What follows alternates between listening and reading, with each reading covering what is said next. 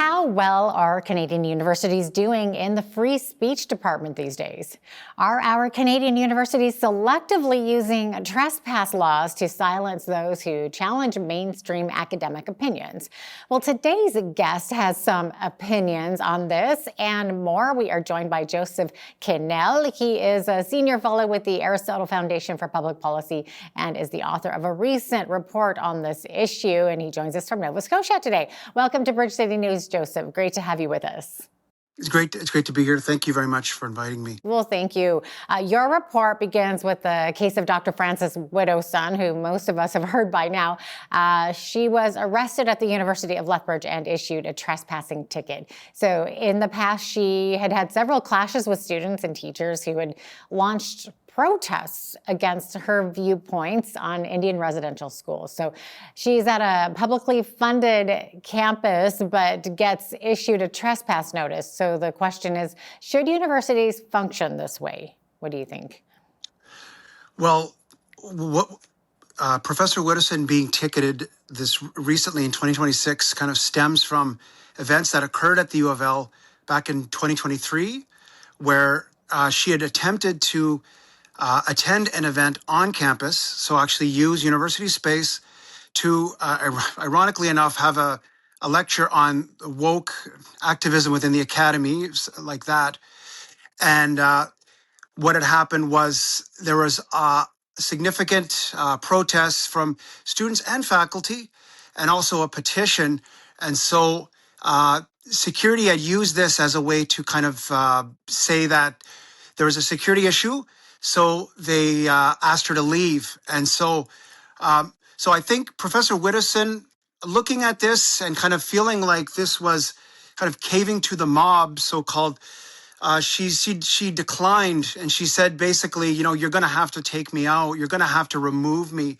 And I think so in the future, when she returned in 2026, looking at that, they decided that, okay, we're not going to have problems with you, and they're going to prevent her. So, but I look at that as, you know, the university administrations have a legitimate need to control, you know, the environment. There are many legitimate reasons that they need to have that, but at the same time, they have to be consistent, and there's also something that has come to be known as kind of the heckler's veto that I think happened in this case, where if you're loud enough, if you're emotional enough, you can cause someone to be refused entry, to be banned. And I think that that's what happened here. So the issue, I guess, that I raise in my paper is that I'm trying to look at the tension between, you know, a university's, you know, institutional right to control its space and to use its trespass powers legitimately, and with the right of free speech. And I think that, you know, Frances Widdowson was a fine line with that. And then because also, you know, all of us over the last couple of years have seen many demonstrations, encampments on university campuses, college campuses related to anti-Israel activism that, you know, we do want and universities to have power when it becomes like that, when there are legitimate security threats. But we also want to make sure that, you know, there's a consistency here. Mm-hmm. And this wasn't the first time Dr. Widdowson was carried off of a campus, not even the University of Lethbridge. I believe it happened 2 or 3 times since then. And I believe it happened at the University of Winnipeg, I think a university in British Columbia, and so she was, UBC, and she was removed. I think University of Victoria. That so like I think. So I know Professor Widdowson. So I lived in Lethbridge for about 4 years, and I was a full-time policy analyst. And I write in Indigenous policy, so that was my area. And I started becoming familiar with Professor Widdowson from her work. She had written a book called "Disrobing the Aboriginal Industry," I believe it's called. That I didn't agree with everything, but I thought it raised some very good issues. And at the time, she worked at Mount Royal University in Calgary, and she had invited me a couple times to come out there. And there was a debate looking at Indigenous policy, and she invited, several Indigenous speakers that did come, and there was a lot of respectful engagement. And I think if a lot of people who don't actually perhaps know her personally, that she very much is motivated by this, the university's mission for, a quest for truth, to getting at the, the university's mission. That I think that, asking these questions, I think a lot of what has started the controversy related to residential schools in particular, a lot of questioning of, the unmarked graves that were discovered at Kamloops, that asking questions about that. Now, so just to be clear, like I do think that, the residential school experience, and, I've had some pushback against some people in my own personal career and everything, that I think it does need to be dealt with, sensitively. I think you do have to think about those things. But I think that the problem is that if you can't ask it, if you can't probe into it, if you can't ask some things that do go into uncomfortable ground, then you're never going to arrive at anything approaching the truth. Yeah, it seems like anybody asking questions is just simply canceled. But shouldn't university campuses be a place of differing perspectives and controversial opinions sort of coming together and having healthy debates? Yeah, no, exactly. And so another thing that I mentioned in my commentary is that, let's be honest about it. Like there's a tilt at the academy, and it's only grown more prominent. That there's the so-called progressive left, and a lot of those causes that they've started to dominate the what can be discussed. And I think specific to that is that within the certain parts of the left, the academic, not all of it, but a lot of it, is starting to equate like offense with actual abuse or violence. So actually where someone hears an opinion that maybe might make them feel uncomfortable, that's legitimate, like, it's testing something. And then they look at that and they say, well, you're harming me. And I think that you start to see that kind of conflation of real violence with being offended or making feel uncomfortable. You start to see that.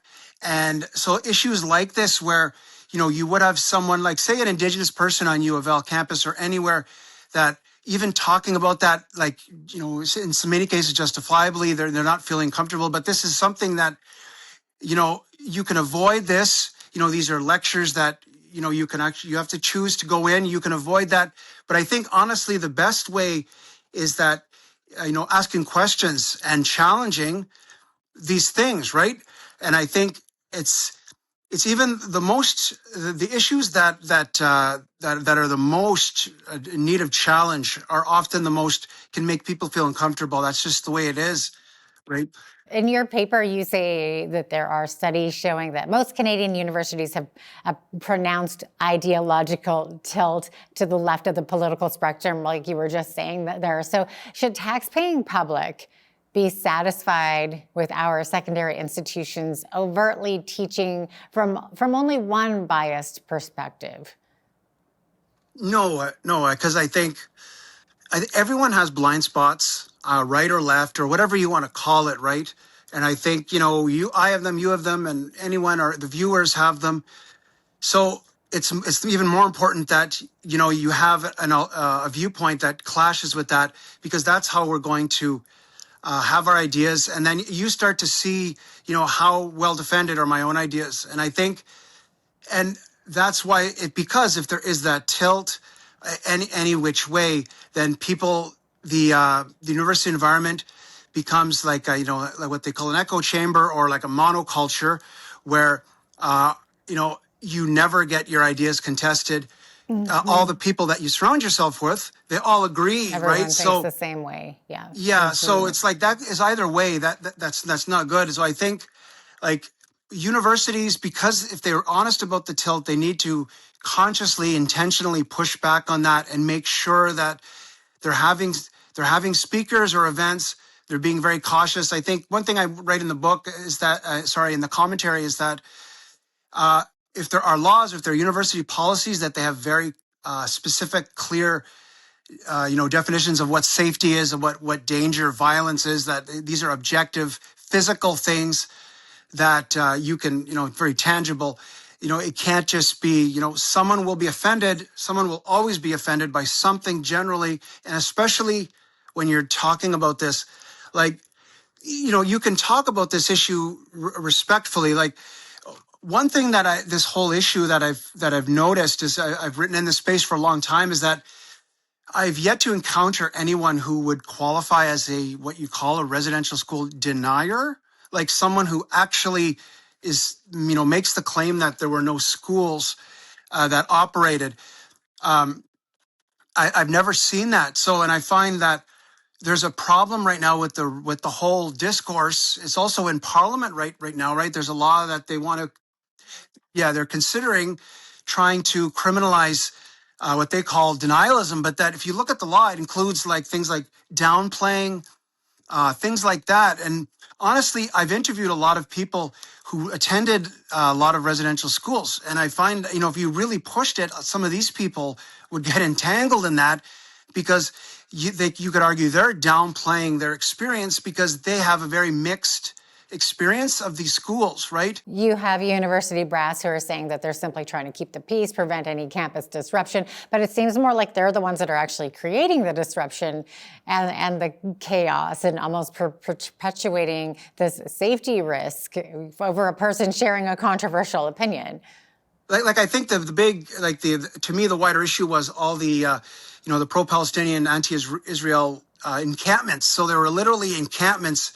I think there was one at University of Calgary. If I don't know if there was one at Mount Royal. I don't think there was one at U of Lethbridge, but they were protesting against Israel after the October 7th terror attacks. So they have obviously, you have a right to exercise your rights to come out and hold signs, all that stuff. But there are incidents where a lot of the rhetoric started, going into harassment and some, even anti-Semitism. And there were documented times, like I'm a McGill University alum, and where at my university where I went to, there were students that were finding that their movement was restricted, by these encampments, and they were staying there. There was a security issue, like they were, they had fires there, like, in terms of like, for food and things like that. They're actually plugging into the university when they were using on the university's electricity. And the university found that they tried to have an injunction to prevent them, and they couldn't do it. But interesting, they were leaning on freedom of expression. But it's like this passed freedom of expression a long time ago when you stay overnight and you actually prevent people from accessing their whole environment, their whole campus. Like they had where like convocation ceremonies at some universities had to be changed because of encampments. Right? Like people yelling, and whatever, like, but it's like, so there's definitely some kind of a double standard. I was just going to say that there's a double standard for sure. It depends on what you're protesting. But, unfortunately, Joseph, we're out of time. I know it's such a huge issue and you could talk about it all day. It's so huge. It's like opening Pandora's box, isn't it? But we appreciate you coming on today and explaining some of what you wrote in the paper that you authored. Okay, thank you very much. I appreciate it. Thank you as well. Joseph Quesnel is a senior fellow with the Aristotle Foundation for Public Policy. I'm Jeanette Roche on behalf of all of us here at Bridge City News. Thanks so much for watching.